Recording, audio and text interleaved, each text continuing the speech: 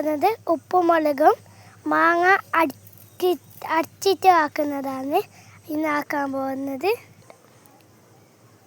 ഇതിപ്പോൾ നമ്മൾ മാങ്ങ അതിൻ്റെ ഉള്ളിലേക്ക് ഉപ്പും മുളകും ഇടുന്നതാണ്. ഇപ്പോൾ നമ്മൾ അതിൻ്റെ രണ്ടാമത്തെ മാങ്ങ അതിൻ്റെ ഉള്ളിലേക്ക് ഉപ്പും മുളകും ഇടുന്നതാണ്.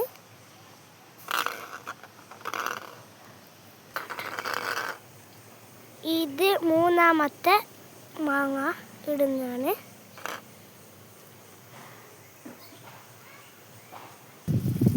മൂന്ന് മാങ്ങ റെഡി ആയിട്ടുണ്ട്.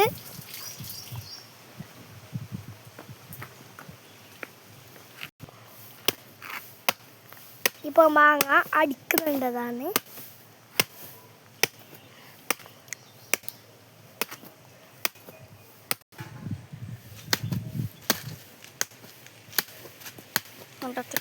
മതി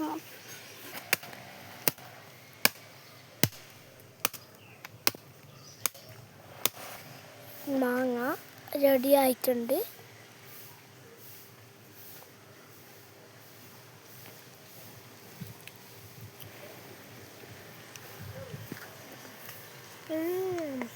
സൂപ്പർ.